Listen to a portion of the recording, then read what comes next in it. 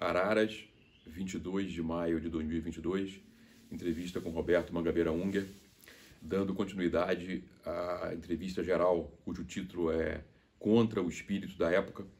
A primeira entrevista foi sobre o pensamento e a obra em geral do Mangabeira, e hoje essa segunda entrevista versará sobre a concepção de política dentro do pensamento do Mangabeira. Então, professor, iniciando nosso diálogo, essa nossa conversa, eu lhe perguntaria sobre a distinção entre esquerda e direita, do ponto de vista convencional, e essa distinção no pensamento do senhor. Certo. O que é e o que deve ser o contraste entre esquerda e direita. O debate ideológico convencional, como está estabelecido hoje, concebe a direita como aqueles que priorizam a liberdade contra o pano de fundo das instituições econômicas e políticas estabelecidas, a forma atual da economia de mercado e a forma atual da democracia política. E a esquerda, de igual forma, se concebe como aqueles que priorizam a igualdade contra o mesmo pano de fundo institucional. Portanto, o debate ideológico, tal como estabelecido no mundo, é uma polêmica entre a igualdade superficial e a liberdade superficial. Por superficial, eu estou entendendo aquilo que pressupõe as instituições estabelecidas. Isso não faz muito sentido, porque a ideia que os liberais e socialistas tinham no século XIX era muito diferente. A ideia do que os progressistas deveriam almejar. Para eles, o objetivo não era a igualdade, jamais. O objetivo era a ascensão da humanidade comum, dos homens e mulheres comuns, a uma vida mais alta, com intensidade mais forte, com capacitações desenvolvidas, com escopo mais amplo. Portanto, não era a humanização da sociedade, era a divinização da humanidade. Que a humanidade comum viesse a participar do atributo da transcendência, não a onipotência e a onisciência divinas, mas a capacidade de exceder o contexto estabelecido. Esse era o objetivo. E para isso, a mudança institucional era o veículo fundamental. Sim, e a concepção que eles tinham do engrandecimento, porque isso significa engrandecimento, era uma concepção estreita demais, era uma concepção moldada no molde de uma ideia aristocrática de independência, de posse de si mesma. E o método, a prática que eles entendiam como central era sempre a reconstrução institucional. Perfeito. A concepção de fetiche, cada um tinha uma fórmula institucional. Um dogma. Eles diziam, faça isso assim e ficaremos, ao mesmo tempo, mais ricos e mais livres. Nós também não podemos aceitar, como conversaremos depois, essa concepção dogmática das instituições. Isto é que foi substituído no curso do século XX por uma outra ideia do contraste entre esquerda e direita, que é esse contraste da liberdade superficial com a igualdade superficial, ambas aceitando, ambas essas visões, as instituições estabelecidas. E o que é que nós devemos pensar hoje?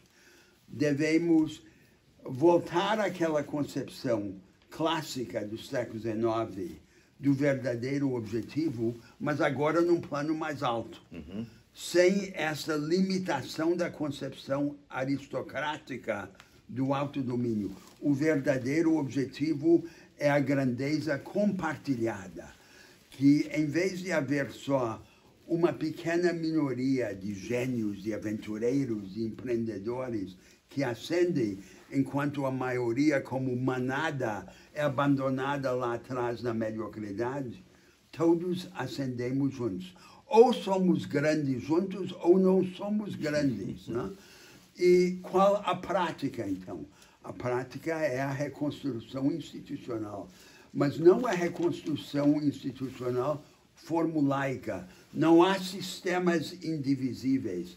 Há mudanças estruturais sempre fragmentárias.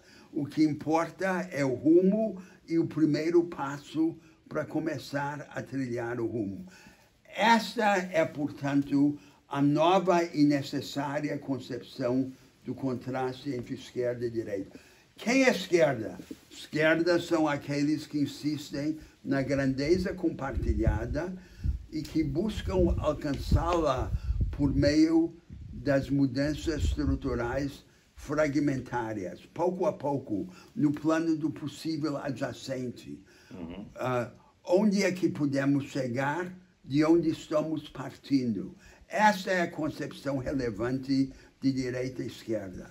E essa concepção tem um sentido social muito concreto quando se pensa num outro tema, que é a base social.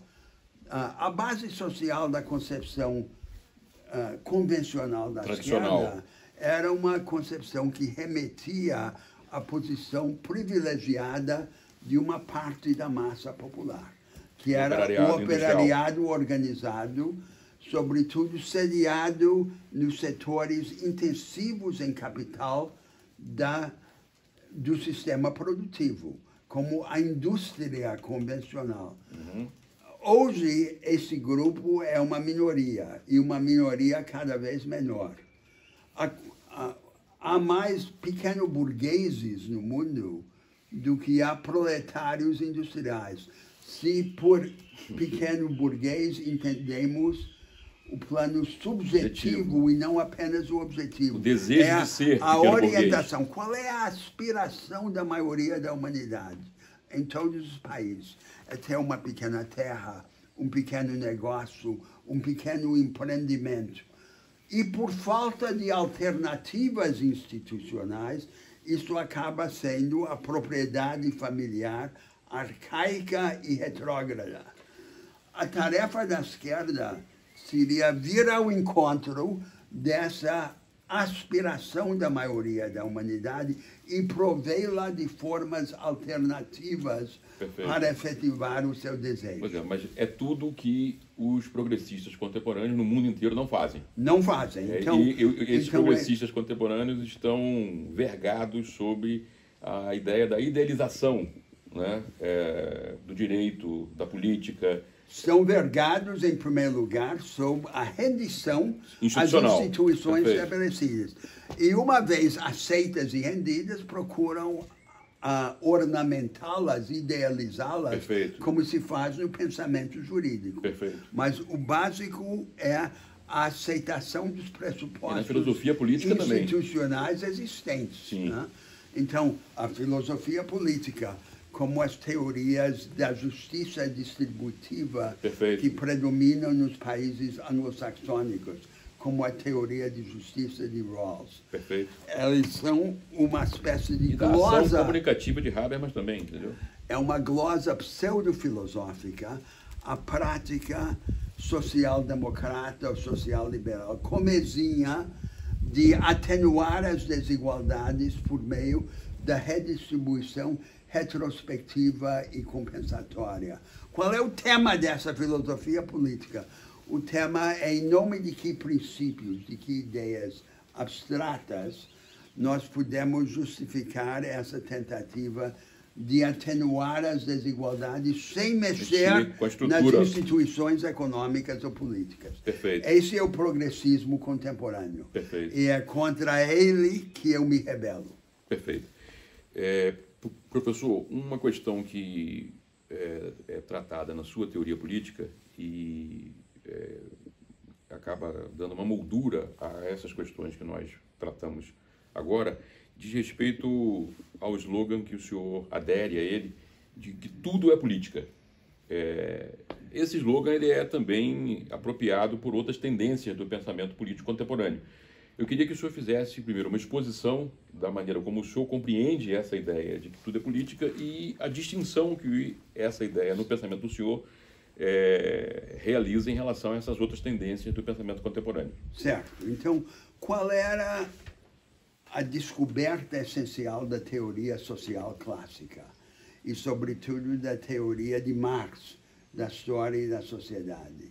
Era a ideia de que a organização da sociedade, as estruturas institucionais, são artefatos, são a nossa invenção. Nós é que as construímos. E aí, como já havia dito Vico, Giambattista Vico, anteriormente, Thomas Hobbes também, no século XVIII, nós podemos entendê-las porque nós as criamos. Nós podemos ter delas uma inteligência como aquela que o Criador tem das suas criações, diferente da inteligência que nós temos dos fenômenos naturais. E, portanto, dentro dessa ideia, se nós a radicalizarmos, a concepção essencial é que as estruturas todas são como que o resíduo de uma luta permanente que ocorre entre as pessoas, entre os homens e as mulheres, sobre a respeito dos termos das nossas relações uns com os outros. Essa música é como se fosse, essa luta é como se fosse a música no jogo das cadeiras musicais. A música é a luta. Quando a música se interrompe, as pessoas sentam nas suas cadeiras e essas cadeiras são as estruturas. As estruturas são o efeito, o resíduo das lutas parcialmente contidas ou temporariamente interrompidas. Esse é o conceito de estrutura. E esse é o conceito revolucionário, porque as instituições são nós mesmos, são a nossa projeção. É a forma, por assim dizer, congelada das relações entre as pessoas. E nós, então, as transformamos em fetiches. Imaginamos que são como parte da natureza, como se fossem fenômenos naturais e necessários. É isso que motiva a crítica de Marx à economia política inglesa.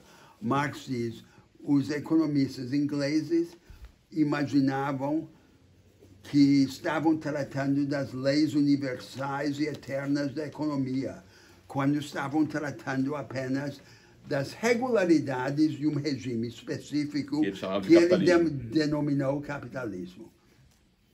Agora, essa concepção revolucionária das estruturas na teoria social clássica foi circunscrita, pervertida e esvaziada por uma série de ilusões, que eu vinha chamar as ilusões da necessidade falsa. E são três ilusões principais.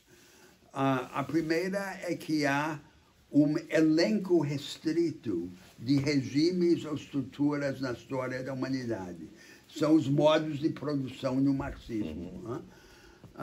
A segunda ilusão é a ilusão de que cada um desses regimes é um sistema indivisível. Todas as suas partes cabem juntas e nós ou as substituímos juntas ou não as substituímos. E essa concepção da indivisibilidade dos regimes tem uma implicação prática de grande significado. A implicação prática é uma concepção binária da política. Há dois tipos de política. Uma política é a substituição revolucionária de um sistema indivisível por outro. Outra forma de política é o manejo de um desses regimes. Para torná-lo mais justo, mais eficiente, é o reformismo conservador. E daí que hoje a concepção da política revolucionária virou pelo avesso, porque é usado como pretexto, como álibi para o seu inverso. Então, quem é hoje o social-democrata? é tipicamente um ex-marxista Sim. desiludido que diz a verdadeira revolução seria a substituição do capitalismo pelo socialismo. Mas como isto é impossível, ou se fosse possível, seria perigoso, o que falta fazer é humanizar o mundo. Supostamente cuidar inevitável. do nosso jardim. Sim. E nós conhecemos no Brasil esses 10 marxistas Sim. que cortaram o marxismo ao meio, jogaram fora a sua parte positiva, as aspirações transformadoras, e ficaram com a parte ruim, o fatalismo histórico. Né? Essa é a concepção falsa das estruturas. Nas ciências sociais modernas, contemporâneas, o que aconteceu de uma forma geral é que o conceito central e revolucionário de que as estruturas são artefatos, são a nossa criação, foi abandonada e foi substituída por uma série de práticas que naturalizam a organização da sociedade e apresentam essa organização da sociedade como o desfecho de uma evolução natural. É uma espécie de contrapartida ao darwinismo no pensamento social. Darwinismo institucional. Então, não há as ilusões de necessidade falsa, elas não são objeto de discussão, mas é porque não há concepção revolucionária que essas ilusões perverteram. E aí é a ciência social que diz as estruturas são as estruturas, é o triunfo daquilo que funciona, mas nós podemos... Uma apologia do existente. Mas nós podemos humanizá-las. Daí a tarefa da social-democracia e do social-liberalismo. Veja que por esse conceito que nós estamos discutindo, a quase totalidade dos progressistas contemporâneos são, na verdade, conservadores. Sim. Estão na direita, Sim. não na esquerda. Perfeito. E aí é natural que, traduzindo isso na moeda corrente da política brasileira, que esses social-liberais ou social-democratas são, na verdade, conservadores. Sim. Agora estão descobrindo que são conservadores, mas isso deveria ter estado evidente há muito tempo. Perfeito. Professor, essas questões que o senhor fez de referência agora, elas, na obra do senhor, encontram conceitualmente guarida num par conceitual que eu considero muito fecundo, muito feliz, que é o de fetichismo estrutural e fetichismo institucional.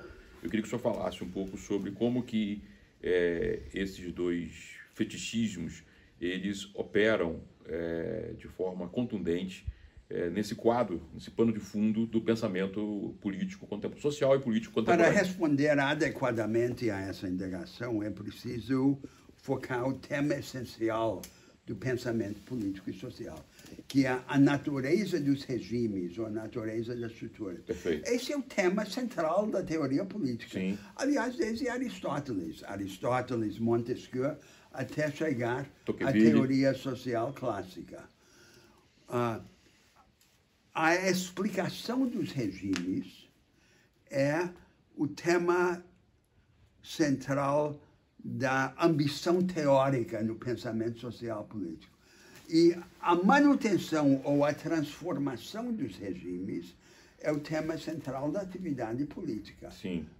A política é importante, ela é grande, quando ela trata da defesa ou da transformação dos regimes. Perfeito. O problema é que a concepção que nós herdamos de regimes, da teoria social clássica, sobretudo do marxismo, é uma concepção defeituosa, como eu acabo de escrever, maculada pelas ilusões da falsa necessidade. E nós precisaríamos ter uma forma de pensamento social e político que pusesse a teoria dos regimes no centro, mas que modificasse o nosso conceito dela. O que são esses regimes? Elas são o pressuposto dos conflitos rotineiros na sociedade e na cultura. Sobretudo, aqueles conflitos ou aquelas atividades por meio da qual construímos o futuro dentro do presente, utilizando os recursos centrais do capital econômico, do poder político e da autoridade cultural. Mas esses regimes não são sistemas indivisíveis. Perfeito. Eles são um amontoado contingente ou acidental, exprimindo o resíduo cristalizado, congelado, quando a música do conflito se interrompeu temporariamente. Isso aqui são os regimes. E eles têm uma outra característica que a teoria social clássica não focou. Esses regimes podem existir mais ou menos, podem ser entrincheirados contra a transformação, ou podem convidar a sua própria transformação. Perfeito. O fetichismo institucional dos socialistas e dos liberais clássicos imaginava que havia sempre, para cada seita política, uma fórmula. E se essa fórmula institucional fosse adotada, eles diziam, vocês serão ao mesmo tempo prósperos e livres. Né? Portanto, uma harmonia pré-estabelecida, uma convergência natural e necessária entre os nossos interesses materiais e os nossos interesses morais. Nós não podemos acreditar nisso, de que há essas fórmulas pré-estabelecidas que assegurem essa convergência. E nós, portanto, arriscamos cair no dogmatismo inverso, que imagina que haja uma contradição trágica entre as condições institucionais para a promoção dos nossos interesses materiais e nossos interesses morais. O que há é uma zona possível de intersecção entre as condições institucionais para a busca desses dois objetivos. Sim. Quer dizer, há um conjunto de instituições que, em determinada circunstância histórica, promovem os nossos interesses materiais, mas que, ao mesmo tempo, atendem aos interesses morais. Nem todas as instituições que promovem o nosso enriquecimento servem também à nossa emancipação. Mas algumas servem, e de igual forma, algumas das instituições que servem à nossa emancipação moral, à nossa emancipação das estruturas arraigadas de divisão e hierarquia, também promovem os nossos interesses materiais. E qual é o atributo essencial das instituições que estão nessa zona de intersecção? É que elas têm o condão de serem experimentalistas. Elas facilitam a sua própria revisão à luz da experiência. O experimentalismo é a condição do enriquecimento, mas é também a condição da emancipação. Todas as instituições que mantêm um sistema arraigado de divisão e de hierarquia querem se imunizar contra o debate, contra o conflito. E no experimentalismo prático, nós precisamos também facilitar a combinação de tudo com tudo. Perfeito. Não é apenas a combinação de fatores de produção, é a inovação no contexto institucional da produção e da troca. Perfeito. Então, aí vem um outro significado das instituições. As instituições são superiores quando elas negam a sua própria necessidade e facilitam a sua própria transformação. Agora, também é preciso entender o seguinte, ainda há um outro elemento nessa teoria necessária dos regimes. Quando há uma inovação no mundo, a tendência é adotar essa inovação na forma que menos provoque disrupção nos interesses dominantes e nos preconceitos reinantes do mundo social e da cultura. As inovações são tipicamente adotadas na forma que minimiza essa confusão dos interesses e dos preconceitos estabelecidos. É o que poderíamos chamar o caminho de menor resistência. Então, eu vou dar um exemplo de grande significado para o mundo contemporâneo. A nova forma da produção, que chamamos a economia do conhecimento, ela é adotada na prática na forma que menos mexe com os interesses dominantes e os preconceitos reinantes na sociedade e na cultura. E o resultado é o que temos. A economia do conhecimento numa forma insular. Pequenas franjas que excluem a grande maioria das empresas e dos trabalhadores, e o resultado dessa insularidade das novas vanguardas produtivas é, de um lado, o agravamento da desigualdade, ancorada no abismo que se vai abrindo entre as vanguardas e as retaguardas.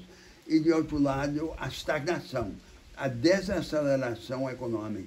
Como é que pode não haver estagnação se nós negamos a prática mais eficiente, a maioria das forças produtivas? Pois é, então, é o caminho de menor resistência. Agora, o caminho de menor resistência é, por definição, mais fácil. Sim. Mas os defensores desse caminho têm a seu favor a naturalidade desse caminho de menor resistência. Perfeito. Mas há algo contra eles e há algo a favor dos inimigos do caminho de menor resistência. É que, tipicamente, o caminho de menor resistência subaproveita o potencial. Perfeito. O potencial material e o potencial moral. Isso é o que conta a favor dos progressistas. Os progressistas deveriam ser os inimigos do caminho de menor resistência. Mas não é o que acontece. Não é o que acontece, porque eles acabam sendo os humanizadores do inevitável. Perfeito. Eu queria aproveitar esse tema para colocar a questão do acesso a essa perspectiva que o senhor está colocando de mobilização da maioria para atingir esses objetivos morais e materiais. Sim. Isso leva a um outro tema importante na sua obra e que é também um tema de grande e ampla divergência com o pensamento político convencional, tradicional, seja ele liberal, seja ele de matriz socialista, que diz respeito à relação institucional da política, do ponto de vista da mobilização política e os impasses, a relação entre essas duas questões, né? O pensamento do senhor, inclusive, é acoimado muitas vezes de ser voluntarista, né? Justamente por defender um tipo de institucionalidade que afirme, que busque a mobilização. Que convida a sua própria transformação. Perfeito. Queria que o senhor falasse um pouco sobre isso, entendeu? Sim. Então, esse atributo de se colocar na linha, de convidar ser alvejado e transformado, que eu chamo experimentalismo. Perfeito. É uma característica potencialmente de todas as instituições. Primeiro, é uma característica das instituições econômicas. Sim. A economia do conhecimento deveria ser caracterizada por essa facilidade de não apenas transformar as tecnologias e as práticas produtivas, mas transformar a própria natureza da economia de mercado. Sim. Experimentalismo nos regimes de propriedade. Sim, o seu pano de fundo institucional, né? Nos regimes contratuais. Sim. Por exemplo, imaginando lá no futuro, num futuro distante, um regime em que, se adotássemos as categorias marxistas, diríamos há um capitalismo sem capitalistas. Sim. Por quê? Porque os meios de produção seriam investidos em fundos autônomos e constituiriam esses fundos uma espécie de leilão permanente dos recursos produtivos da sociedade. Ninguém tem a propriedade nos meios de produção eternamente. Fixa. Ninguém pode transferi-la por meio da transmissão hereditária da propriedade. Quem usa os meios de produção é quem pode assegurar aos fundos a maior taxa de retorno ao uso desses fundos temporariamente. E aí vem outro e diz, eu posso dar mais pelo uso desses fundos. Isso é o que eu estou chamando de capitalismo sem capitalista. Perfeito. Né? E, de igual forma, a educação. Então, por exemplo, nós deveríamos, numa sociedade desse tipo, almejar um tipo de educação em que cada matéria, cada disciplina fosse sempre ministrada de pontos de vista contrastantes. Jamais aceitaríamos, como a cultura universitária aceita, o casamento forçado entre os métodos e as matérias. Perfeito. Cada método, cada disciplina seria sempre ensinada de pontos de vista opostos, Diferente. promovendo a libertação da mente. Mas a área em que esse significado autotransformador das instituições ganha significado maior é a política. Perfeito. Porque a política não é apenas um domínio institucional ao lado dos outros. É também o domínio que determina as condições para a mudança em todos os outros. Né? Essa é uma diferença de concepção fundamental entre o seu pensamento e o marxismo, por exemplo. Sim, a superioridade da política. Perfeito. Né? E aí nós temos que chegar à natureza institucional da democracia contemporânea. Sim. Todas as democracias contemporâneas são democracias falhas. Elas são falhas e fracas, ou falhas porque fracas. E em que sentido são fracas?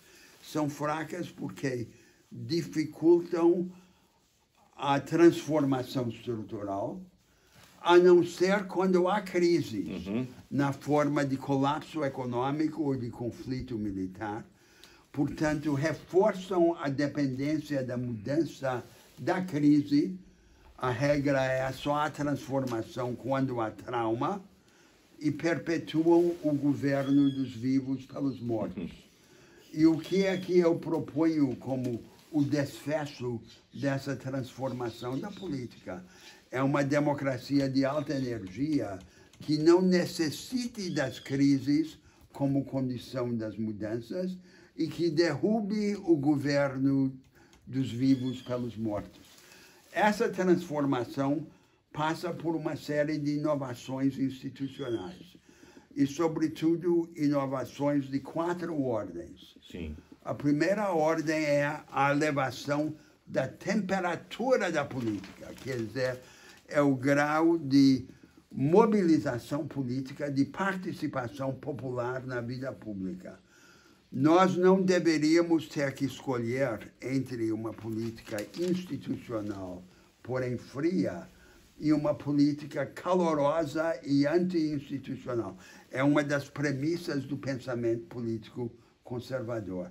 Ao final das contas, diz ele, nós temos que escolher entre Madison e Mussolini.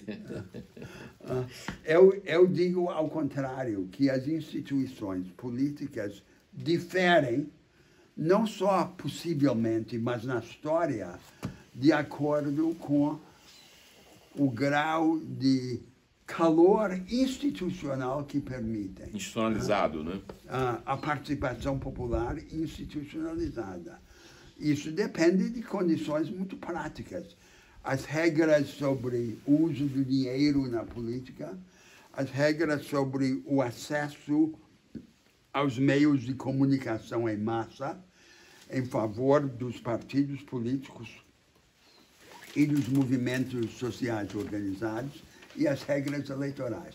Agora vem o segundo grande tema. Nesse primeiro tema, da temperatura da política, eu gostaria de fazer uma pequena inflexão, porque, quer dizer, quando o senhor faz o contraste entre Madison e Mussolini, quer dizer, Madison representando o institucional frio, e conservador, Mussolini, liberal, o calor extra-institucional, anti-institucional. É o cesarismo. Perfeito. Né? Mas emergiu na segunda metade do século XX, uma tendência que tenta ser intermediária, que é uma parte da esquerda, essa esquerda convencional passou a adotar, que é a ideia da participação na política por meio da deliberação. O senhor é um crítico disso também. Eu queria que o senhor aproveitasse esse primeiro ponto para fazer a crítica, explicitar a crítica a isso. O senhor já disse, inclusive, em alguns de seus escritos, que é dar o megafone para os falantes, entendeu? E que também compartilha a crítica que o senhor faz do filtro. Para os falantes, não, para os falastrões. Os falastrões, isso. Então, isso são, por exemplo, os conselhos, perfeito, a participação. Então, é o entendimento inadequado da participação, como se fosse multiplicar as discussões retóricas. Sim. A maioria fica entediada, vai embora e fica a ditadura dos falastrões, que são instrumentos, aparelhos políticos. Perfeito. Não precisa descrever isso, todos nós sabemos perfeito. de quem estamos falando. Perfeito, enfim. Mas aí eu acho que nesse particular é interessante, o senhor também mobiliza a ideia de que o regime presidencialista ele é uma máquina de prover essa mobilização da maioria e de ser uma máquina de potencial de transformação. Mas esse presidencialismo precisa ser corrigido das máculas. Isso chega ao segundo grupo perfeito. De inovações institucionais, perfeito. Que tem a ver não com a temperatura da política, mas com o passo da política. Uma política de alta energia, uma democracia de alta energia, quer organizar uma aceleração da política. Karl Popper, o filósofo da ciência, disse: o objetivo da ciência é praticar os erros mais rapidamente possível. É a mesma coisa na política, na democracia. O objetivo é dirimir os impasses. Né? Então, na política, no presidencialismo americano, o que copiamos dos Estados Unidos, há dois princípios arquitetônicos. A fragmentação do poder, a divisão dos poderes. Liberal. E o segundo é a perpetuação deliberada dos impasses. Esse foi o esquema de Madison, o sistema de freios e contrapesos. O poder se divide, mas o preço da divisão dos poderes é a perpetuação dos impasses. E a conservação da sociedade. Madison não considerava isso um custo, considerava um benefício. Claro. Porque um dos objetivos dessa arquitetura institucional era dificultar a transformação da sociedade pela política. A nós, no Brasil, o que nos convém? O que nos convém nessa circunstância? Não só no Brasil, acho que no mundo inteiro, né? Sim, mas pensando na importação do presidencialismo americano a uma sociedade mais desigual, que precisa urgentemente de mudanças estruturais. A divisão dos poderes promovida pelo presidencialismo americano é interessante. É interessante porque permite uma marcha direta ao centro do poder. Perfeito. Esse é o elemento plebiscitário no presidencialismo.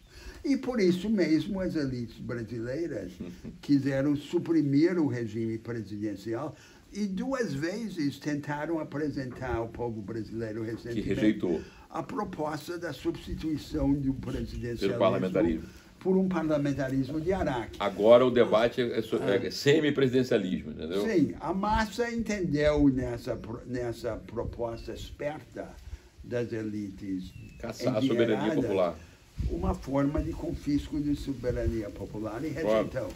Mas o presidencialismo tem esse grave defeito. Sim. Que ele dá esse poder inicial ao mandatário eleito pelo povo, permite essa marcha direta ao centro do poder, mas ao mesmo tempo dificulta as transformações.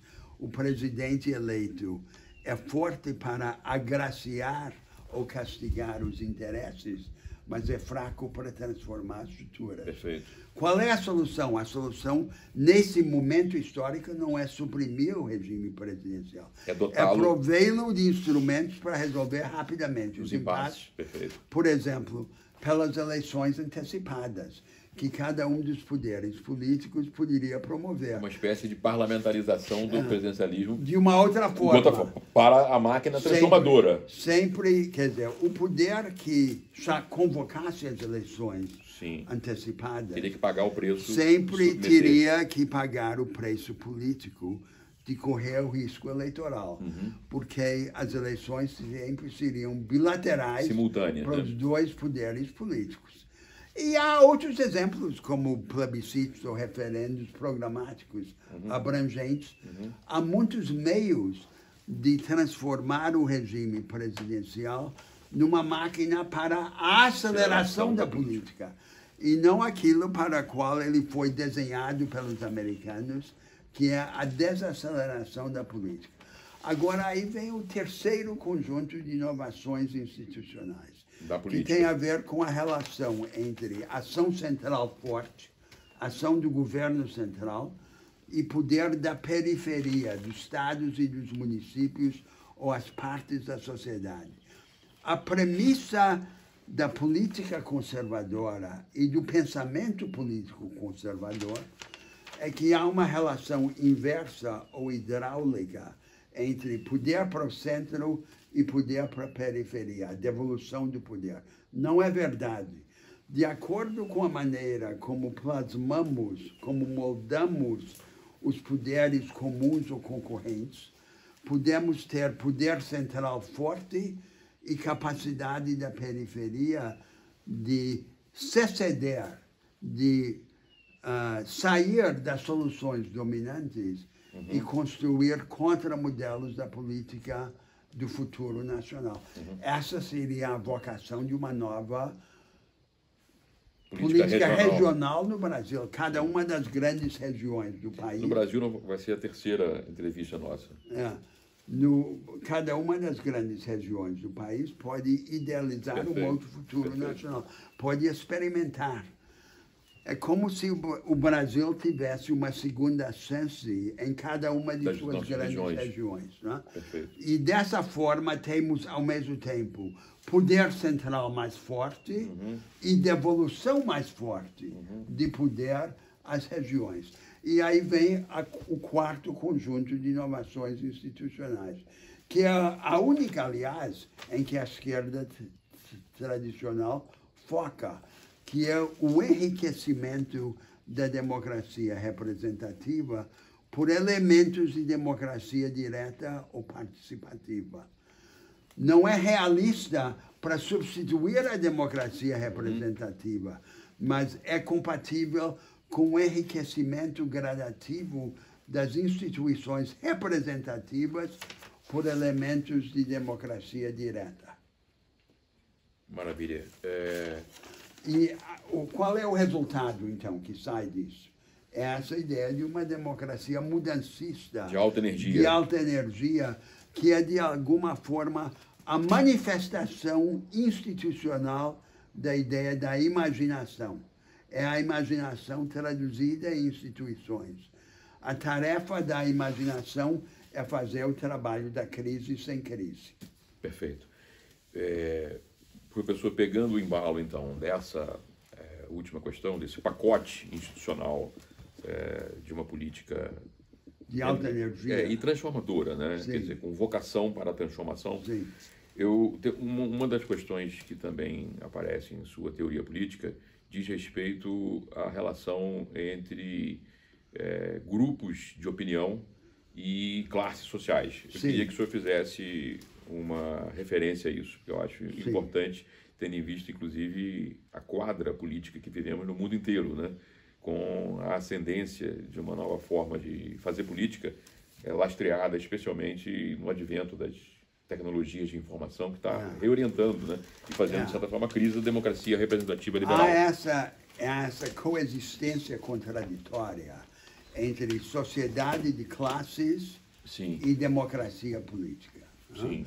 Que a sociedade continua a ser dividida em classes, as classes se perpetuam pela transmissão hereditária das vantagens e das oportunidades econômicas e educacionais, mas na política as pessoas se dividem por critérios de opinião e não apenas pelos critérios de pertencimento a classes sociais.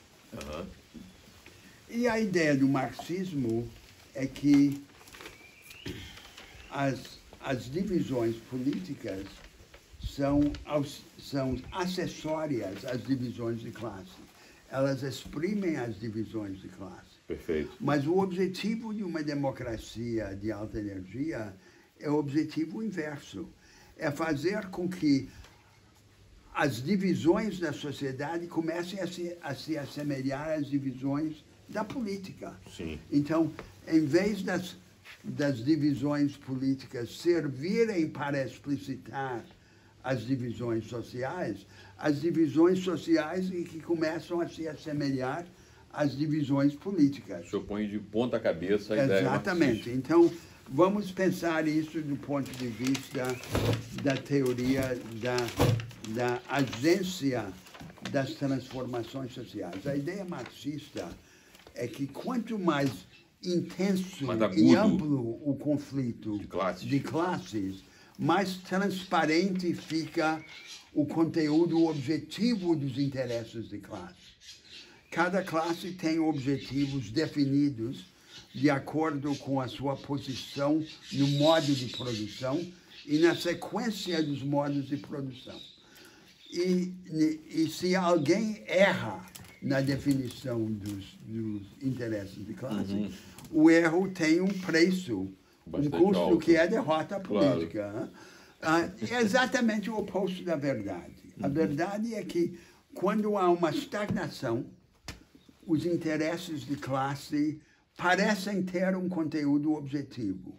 Mas, à medida que o conflito se acelera em seu âmbito, em seu alcance institucional, a questão quais são os meus interesses como membro de uma certa classe se tornam inseparáveis da questão quais são as alternativas próximas, acessíveis. Quais serão? Quem seria eu numa dessas alternativas? E quais seriam, então, os meus interesses e ideais e a minha identidade? Na outra estrutura. Então, agora eu vou dar um exemplo desse problema que tem grande significado para a esquerda, que é qual é o interesse do operariado industrial, que era o agente privilegiado nas teorias sociais clássicas. Sim. Há uma indústria convencional que vai caindo, como, por exemplo, nos Estados Unidos, nos países europeus. A indústria convencional, que nós chamamos de fordista, declina. É a base, cada vez mais, de uma minoria. Sim. De uma minoria que, em vez de ser vista ou de se ver como portadora dos interesses universais da sociedade, é vista cada vez mais como uma minoria, um grupo de interesse igual aos outros. Então, uma visão de entender os seus interesses, é negativa e excludente. É dizer, o objetivo, o interesse dessa classe, o operariado industrial, é defender a indústria convencional contra todas as alternativas, o que significa também defendê-la contra os grupos sociais mais próximos, os trabalhadores subcontratados ou temporários e a pequena burguesia. Todos são seus inimigos. Os grupos mais próximos no espaço, no espaço social. Então, aquela alternativa de procurar se aprofundar no seu nicho na divisão atual do trabalho tem a atratividade de ser tangível, é o que existe. Mas tem um grande defeito, não tem futuro. Não tem futuro. É a defesa puramente negativa da forma existente de produção contra os seus adversários imediatos. Sempre há uma outra forma de entender e de defender o interesse de classe.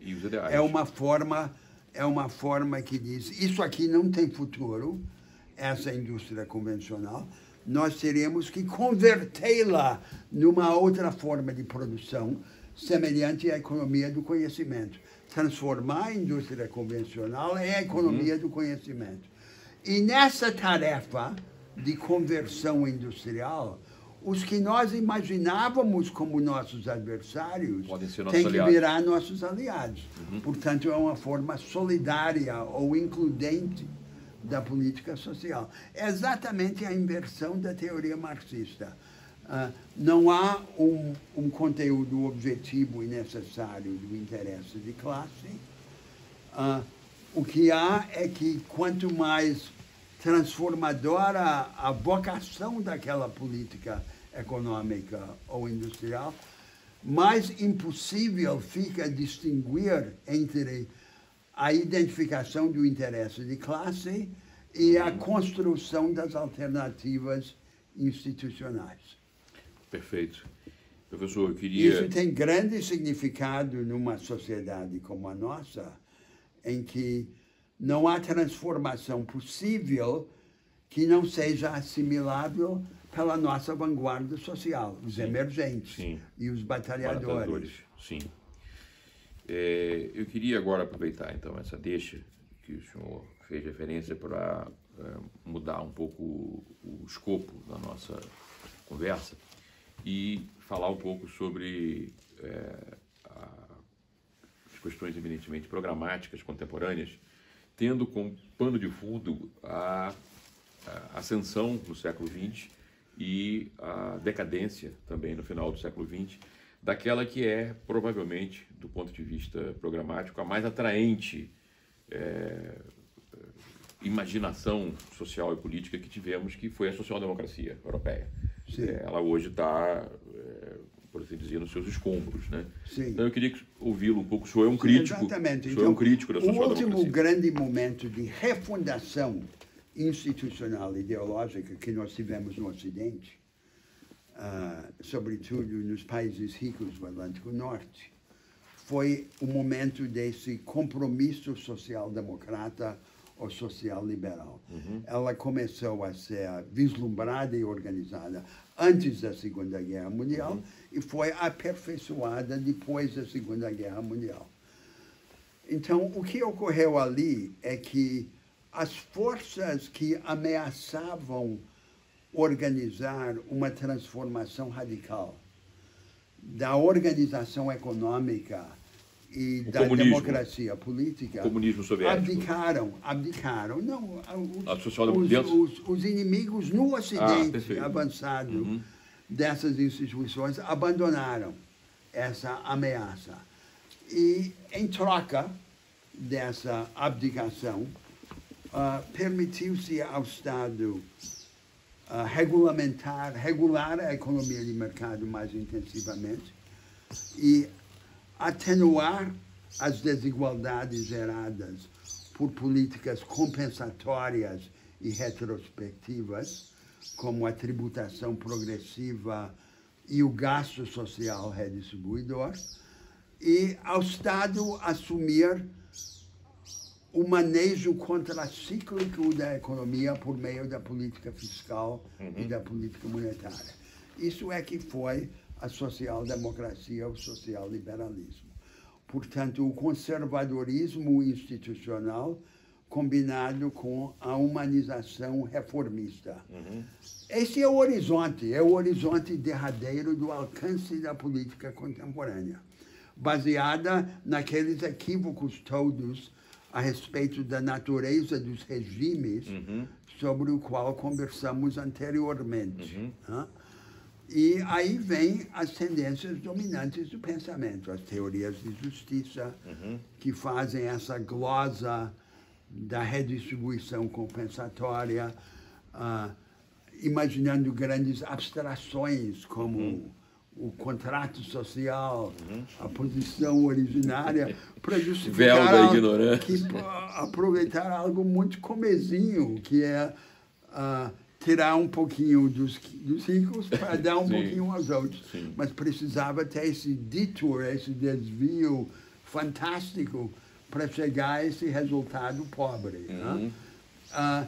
E toda a atitude em relação à democracia. aceitar essa democracia falha ou fraca como o limite do possível. Esse é o horizonte da política contemporânea, o social-liberalismo ou a social-democracia, porque a alternativa seria a fantasia marxista, a mudança de um sistema por outro, Sim. que ninguém, no fundo, acredita que é ou possível ou desejável. Perfeito. E, professor... Então, para ser inteiramente claro, o social-liberalismo, a social-democracia, não é o progressismo, é o inimigo. É a forma fantasiada, ornamentada da ordem estabelecida. E todo o pensamento social contemporâneo, supostamente progressista, vai ajoelhar diante desse falso altar. Perfeito. Uma das respostas a isso, contemporaneamente, tem sido, por parte, inclusive, de amplas maiorias, no mundo inteiro, o populismo. O recurso, eu diria antes de mais nada, quer dizer, surpreendente, né, volta à cena política contemporânea do nacionalismo, né? Entendido em sua perspectiva... O nacionalismo e o populismo. Isso, não, então eu falo, entendido em sua perspectiva de populismo de direita. Vamos conversar sobre cada um deles, porque Perfeito. são temas distintos, mas relacionados. Então, esse social-liberalismo ou social-democracia tende a fracassar. Tende a fracassar primeiro na coisa mais concreta, que é a organização do crescimento econômico, includente. Então, a estagnação econômica, a desaceleração econômica e a incapacidade de uma política meramente compensatória ou redistribuidora de fato, resolver o problema das desigualdades. E é fácil compreender por quê. Se há uma lógica estabelecida de incentivos e arranjos econômicos, a redistribuição compensatória teria que ser imensa, claro, para poder atenuar. Perfeito. E muito antes de alcançar a dimensão necessária... Desarrumaria tudo, né? Desorganizaria a economia. Sim. Então, ela não pode resolver um problema que está ancorado num abismo cada vez mais profundo, que se vai abrindo entre as vanguardas e a retaguarda. Ela acaba apenas atenuando os extremos, né?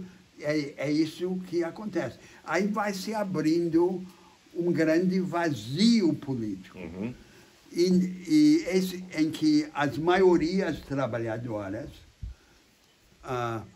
agora vitimadas pela queda da indústria convencional, vitimadas pela desindustrialização, se sentem abandonadas pelos progressistas. Os progressistas estão tratando de outros assuntos. Estão, de um lado, fazendo aquela redistribuição compensatória e, de outro lado, se jogando na política identitária, prestando homenagens a minorias. Homenageando os supostos líderes dessas minorias, enquanto a maioria está nessa situação de perda, de exclusão, de abandono. Aí é o grande vazio. Nesse vazio entram as lideranças populistas de direita, em várias partes do mundo, inclusive na nossa parte. Mas o populismo de direita, embora aproveite esse vazio, não fecha o vazio. Sim. Porque o populismo de direita não tem uma resposta a esses problemas. Veja, qual é o projeto econômico desse populismo? Não tem. É o mesmo do projeto econômico dos social-liberais, social-democratas. Comprar mais alguns anos para aquela indústria que vai declinando. Perfeito. Por medidas negativas de defesa, o protecionismo, os subsídios e assim por diante. As restrições à imigração, nada que resolva os problemas estruturais. Portanto, o populismo de direita mantém a situação de não resolução, o que seria uma grande oportunidade para os adversários da ordem estabelecida se eles tivessem um projeto. Perfeito. Aí chegamos à segunda questão que você levantou, que é o nacionalismo. E aí eu quero voltar a uma consideração mais fundamental da natureza das nações e da diferença entre as nações. Por que a humanidade está dividida em nações? Qual é a justificativa profunda? A justificativa profunda é que a humanidade só pode desenvolver os seus poderes, a sua potência, se a desenvolver em rumos diferentes. Não há uma forma natural de vida social. A ideia da sociedade, as possibilidades da vida social, precisam ser organizadas em formas alternativas. Construídas institucionalmente. A humanidade se constrói e se unifica em direções diferentes. Essa é a razão profunda. Agora, as nações, no início, eram como se fossem tribos, fundamentadas na semelhança étnica, religiosa, cultural. E nos costumes concretos. Então, o que era, por exemplo, ser um romano antigo? Era viver de acordo com os costumes dos romanos. Né? Esse era o sentido tangível das identidades coletivas. Esse sentido tangível das identidades foi progressivamente esvaziado no curso da história dos séculos recentes. As nações começaram a se imitar para poder sobreviver e prosperar. Então, por exemplo, os japoneses do século XIX, na restauração Meiji de 1868, assumem o poder uma facção da elite japonesa que sente a necessidade de reformar o Japão, adotando algumas práticas e instituições das potências coloniais dominantes. Ocidentais. Então, há uma espécie de pastiche, de amálgama dos costumes ou das instituições anteriores com as importadas. Por esse esquema de concorrência e emulação mundial, as nações vão se assemelhando mais. Vão tentando combinar parte do que eram os seus costumes tangíveis com parte que é importada ou inventada. E isso acaba acirrando então, os ressentimentos aí internos. nós temos um esvaziamento progressivo da natureza tangível, concreta dessas identidades coletivas. Perfeito. Em que, e isto ajuda a explicar a característica peculiar e venenosa do nacionalismo contemporâneo. Ele é um nacionalismo caracterizado pela sobrevivência da vontade de ser diferente às diferenças reais. Perfeito. Então, duas nações vivem uma ao lado da outra e se odeiam. Não porque sejam diferentes, mas porque estão mais parecidas. Por conta daquele pastiche que o senhor falou. E querem ser diferentes. Né? Então, é a vontade impotente e vazia da diferença que convive com o enfraquecimento das diferenças reais. As diferenças reais, tangíveis, costumeiras, são porosas, porque são concretas. Então, é possível combinar, misturar, inovar, mas a vontade abstrata da diferença só é capaz de ser objeto de uma fé intransigente. Essa é a natureza peculiar do nacionalismo contemporâneo. Diante desse perigo, há duas respostas características. Uma resposta é o cosmopolitismo liberal, que quer, então, estabelecer a convergência institucional.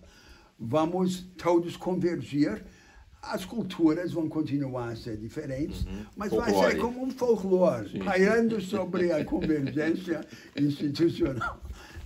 E a outra resposta é o nacionalismo regressivo, que quer dizer, vamos voltar a ser diferentes como éramos nas nossas instituições distintas e tal. As idiosincrasias. O que eu digo é que nós precisamos de uma terceira resposta. Nós precisamos não suprimir as diferenças, como que é o liberalismo cosmopolita, ou negar as diferenças, como que é a atitude retrógrada, arcaica do nacionalismo populista. Nós devemos equipar as diferenças, construir as instituições econômicas e políticas e a educação que permita a cada povo construir diferenças. As diferenças não são um problema, as diferenças são a solução. Sim. Esta é a resposta que eu dou, em que a humanidade, então, se equipa para construir as diferenças. As diferenças que mais importam não são aquelas que herdamos do passado, Sim. São aquelas que nos equipamos para construir no futuro. Perfeito, professor. Eu acho que é um bom momento para encerrarmos essa sessão e nos prepararmos para a próxima sobre o Brasil. Sim. Que aí o tema será justamente esse, a construção institucional do Brasil. Em que teremos que enfrentar o nosso maior inimigo. O nosso peso, o nosso maior inimigo, que é o colonialismo mental. E enfrentar a pretensão da grandeza, sem nos constrangermos com ela. Perfeito. Maravilha.